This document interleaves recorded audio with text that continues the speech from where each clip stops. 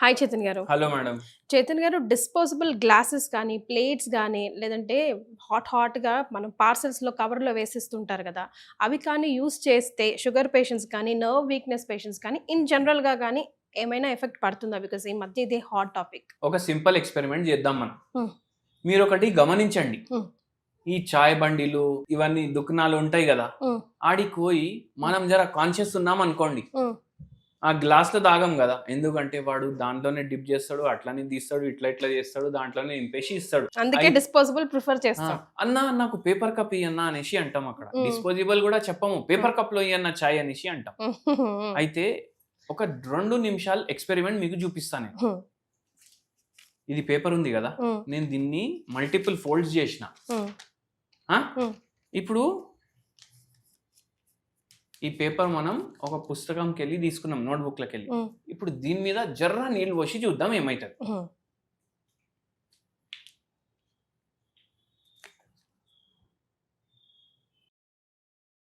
ఇప్పుడు మనం ఈ పేపర్ మీద నీళ్ళేసినాం. హ్మ్. కొద్దిసేపు ఇది పక్కకు పెట్టినాం. ఇప్పుడు చూడండి ఈ కప్పులు ఉన్నాయి కదా, హ్మ్. ఈ కప్పులో కూడా నీళ్ళేసి చూద్దాం ఏమైతది.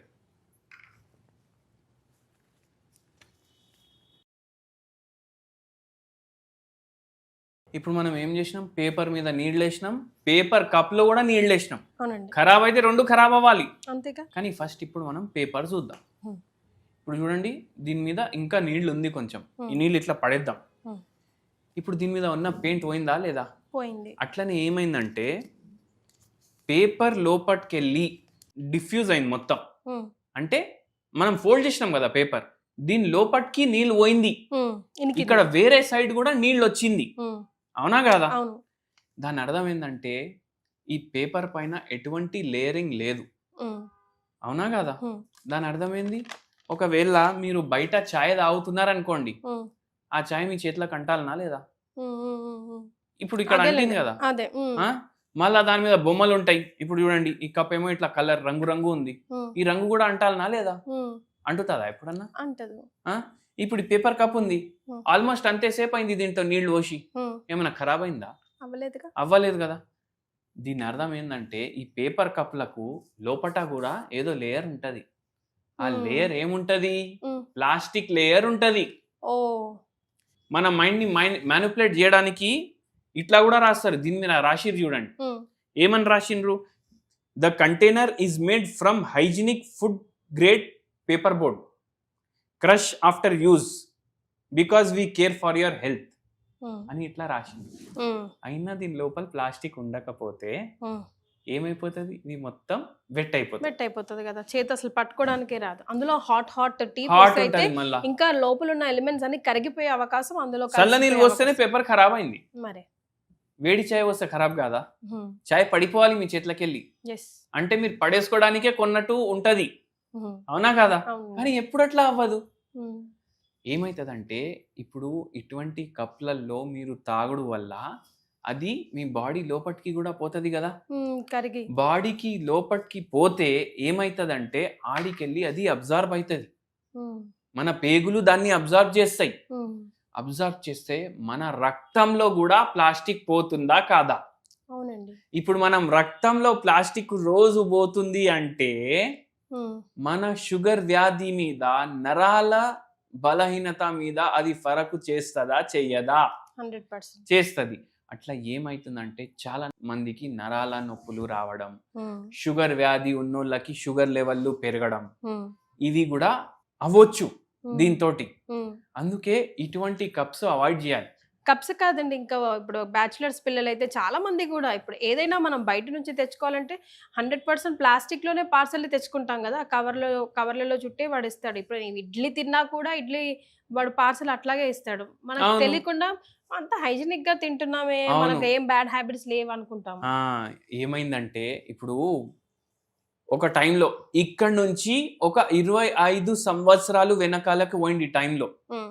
మీకు ఏం గుర్తొస్తది అంటే టీవీలో ఒకటి యాడ్ ఒస్తుండే. Wrap ad. హ్మ్. ర్యాప్ యాడ్ అంటే ఈ అల్యూమినియం ఫాయిల్‌ది యాడ్ ఒస్తుండే. హ్మ్. అప్పుడప్పుడు స్టార్ట్ అయింది. హ్మ్. మీరు గుర్తు తెచ్చుకోండి. మీరు చదివిన పాఠశాలలో పిల్లలు ఏమో లంచ్ బాక్సులు తీసుకొని వస్తుండే గదా. హ్మ్.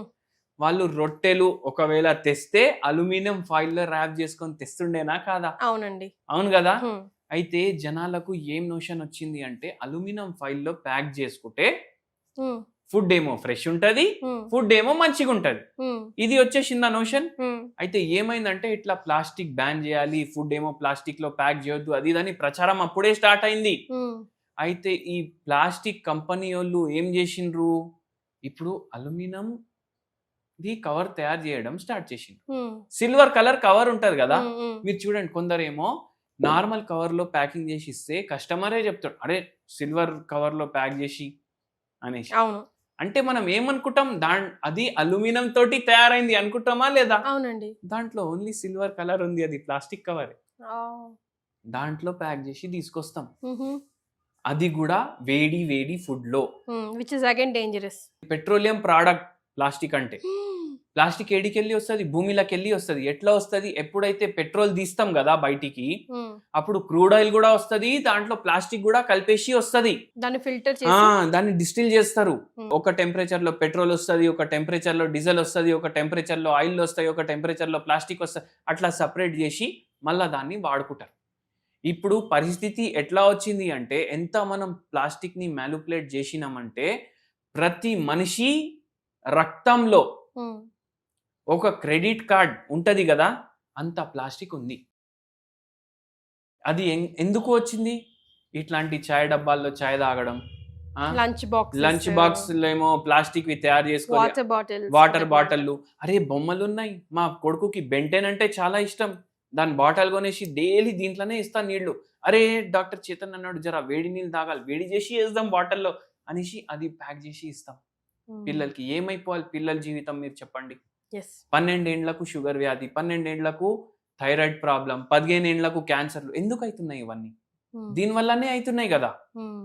అందుకే ప్లాస్టిక్ ని మీరు ఎలిమినేట్ చేయాలంటే, మీరు ఓన్లీ ప్లాస్టిక్ డబ్బాలు కాదు, బయటికి పోతే కూడా ఆలోచించాలి, మీరు తీసుకునే వస్తువులో ప్లాస్టిక్ ఉంటదా ఉండదా అనేసి.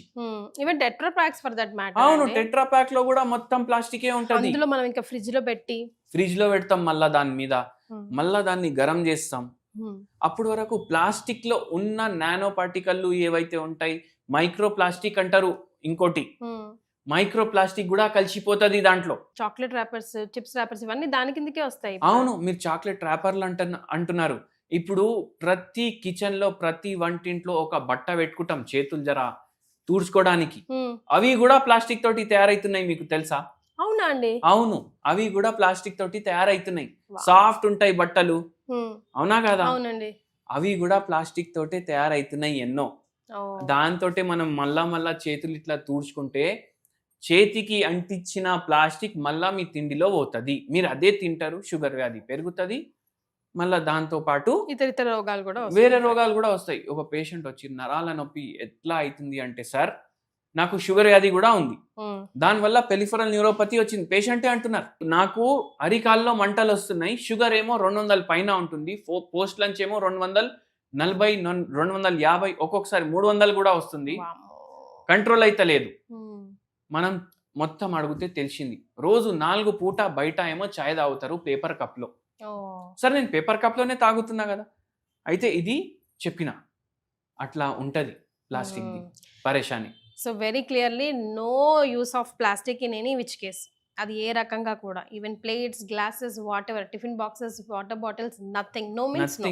మీకు ఇంకోటి విచిత్రం, do you have any alternates for it? Alternate ఏముంటది? రోజు ప్లేట్ కడుక్కోవడానికి ఎంతసేపు అవుతుంది, తోముకోవడానికి ఎంతసేపు అవుతుంది మరి, అవునా కదా? మళ్ళీ ఇంకోటి చూడండి మీరు, ఇప్పుడు కొందరేమో ఇప్పుడు బనానా లీఫ్ అయినా కూడా తింటాం కదా మనం, ఏమైనా పండగలు ఉంటే పత్తలు తెచ్చుకుంటాం, ఇస్తరాకులు తెచ్చుకుంటాం. ఆ ఇస్తరాకులు డిజైన్ ఏమో ప్లాస్టిక్ ప్లేట్ మీద కొట్టేసి అమ్ముతున్నారు. అవునండి.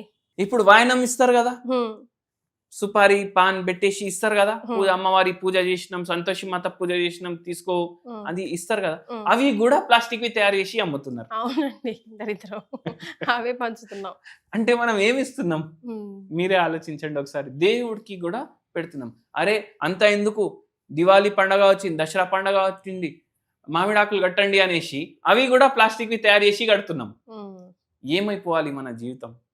అందుకే ఇన్ని రోగాలు, షుగర్ వ్యాధి కేసులు పెరుగుతున్నాయి. ఎవరు ఆలోచిస్తలేరు ఎందుకు పెరుగుతున్నాయి. ఈ ఆలోచన గురించి అయితే ఎవరు ఆలోచిస్తలేరు.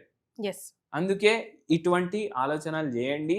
ప్లాస్టిక్ని ఏమేమి ఐటమ్లు ఉన్నాయి మీ ఇంటికాడ అన్నీ తీసి పడేసేయండి. సో విన్నారు కదా, సే బిగ్ నో టు ప్లాస్టిక్ అంటున్నారు డాక్టర్ చైతన్య.